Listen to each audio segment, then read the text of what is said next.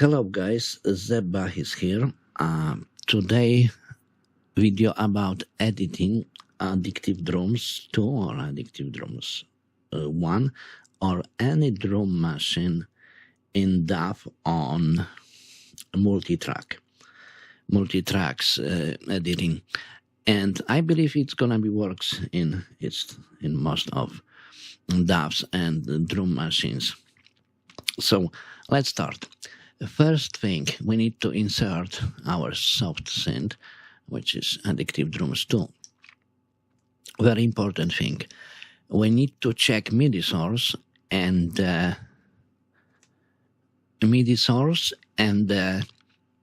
all synth audio outputs mono. That is very important. That needs to be checked. And right here, if we check it, all tracks gonna be in one folder. It's nice to have order, so I gonna check this one too. And right here, property page, and it's gonna be shows in track view, since track view. All right, let's click OK.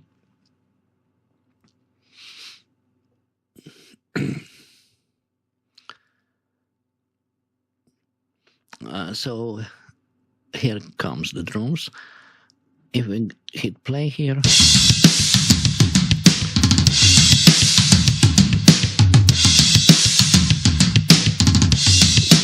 and like you see right now, just a two tracks playing. It's a master left and master right, and we need to go here to see whole kit, and on the knee or somewhere else in other drums, we need to find the spot which allow us to send the signal from here to the DAW.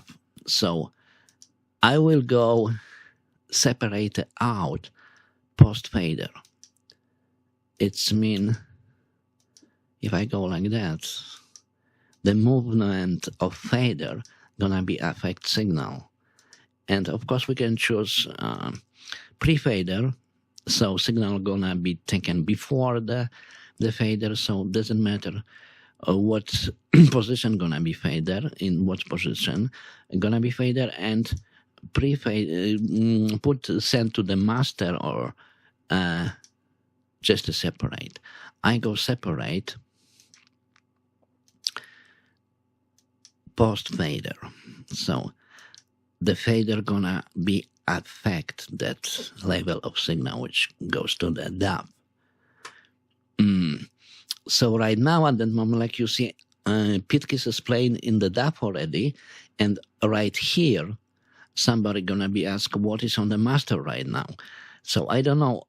In my DAW and my setup that way, right here on the master, I just have FX. So if you check here, right, if you choose some reverb or delay, those kind of things gonna be here in that master feeder. So, okay, we don't need it right now.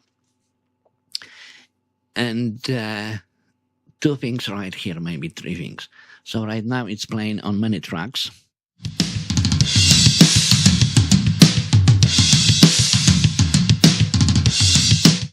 Right, and what is important here? One track is different right here, you see? Here is different icon, here is different icon. That is our MIDI source tracks. So if you will open bits in the drums and just check, took bits from here, that's the track where the bits goes. Actually, I don't need it. Just let's take it back and put the drum to play. So that track is nice to have somewhere on the top to keep the things in a neat. Let me put it up. Is this one number 9? Right now. Here. Oh, this is good convenient spot for that track. Next thing. So we just need to know what kit piece is in this separate tracks, right? Those separate tracks. So just I go here to the input of the track, and like you say, it's Addictive Drums already, and I check it. It's a master left. So like I said before, in the master right now we have just a FX. So if that is FX left, master left, I will put the name my FX left. So reverb and delays are here, and here is master right for sure. FX right. And we just need to check connection where inputs is connected to Addictive Drums. So here's the master. Oh, I put the wrong name. Whatever. So what is this here? Here is the master right.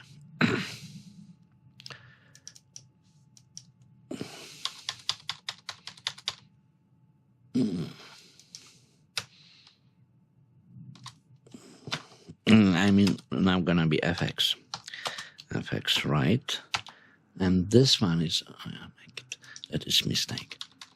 That's our MIDI source. It's completely different, right? And FX. FX right. We need to check that way every single track and put the name. So first thing, and second thing, very important track for us, this one, with the MIDI source. And one thing more, let me show you something. So like you see, we have here 19 tracks. And, okay, any of those. If we go to inputs, okay, Addictive Drums is here, right here.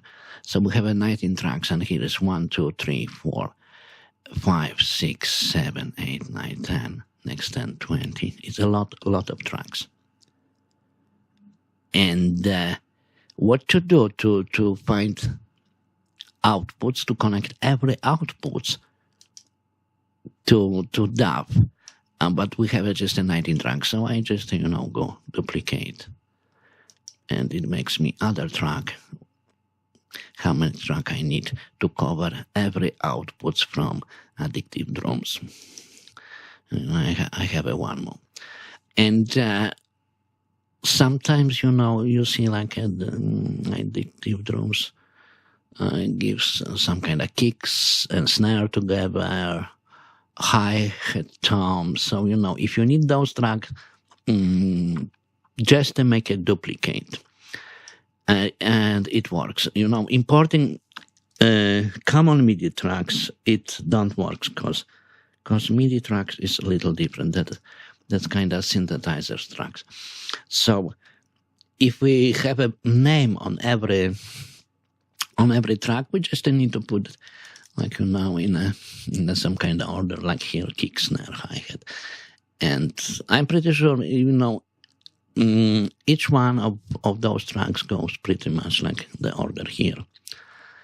And just put in the name and make it the same order, like which is like the same like Addictive Drums. And next thing, I need to go to the different view. I need to have console. And right here. So right now our drums playing And here is our MIDI source track, and actually on the headphones I have it the same like on the very beginning when just the drums arrives here on the 2 tracks, but different is that I have a controller right now on single drum pieces, right? Let's keep it. Here is my interface. Let's put it a little bit down. So next thing which we need to do, we need 2 tracks with the same signals, which are with the drum sound. So I will check everything from here. I don't touch the MIDI source track, and I'm gonna send it to new aux track. All right, so here is my new track. I'm gonna put the name and the dry, Addictive Drums dry, and like you see, if I go here on the mixer, is nothing. All my drum is right here in one track, and we need one more track like that. Second, I'm gonna do by send from here, and also to new aux track. So here is my new, second track, and I'm gonna call it MIDI compression, of course. On that track, so right now, I have a two tracks with the exactly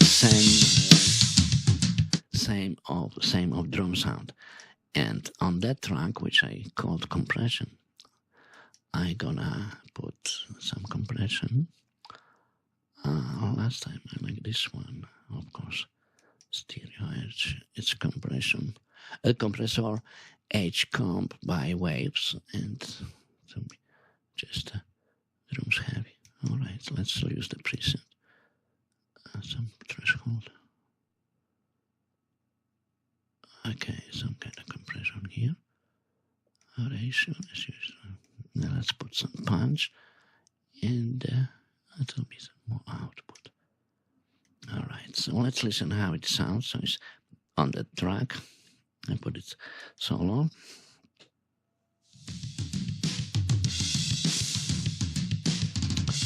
Right now, I'm gonna add some dry track.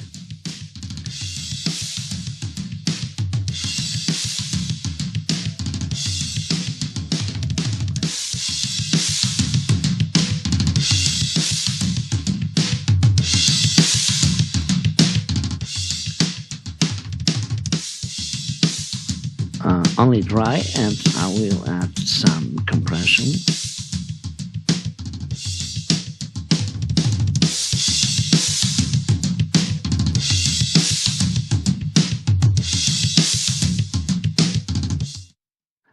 So it's some kind of parallel compression, very common thing on drums.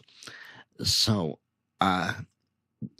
I think that's it for now, and I would like to make other video about Addictive Drums, and gonna be some kind of walkthrough a whole drum machine, and I think that's gonna be next part of that video. So I think that's it. I talk about few most important thing.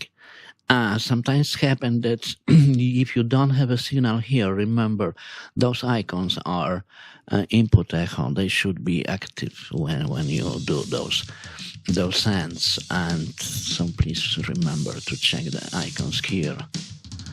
And I think that's it for now. If somebody gonna find that video interesting and helpful, I'm gonna be really happy and appreciate it. Thank you, guys. Thank you for your time. Thank you for visiting my home recording studio. Thank you so much. Zebba was here. Thank you. See you next time. Bye.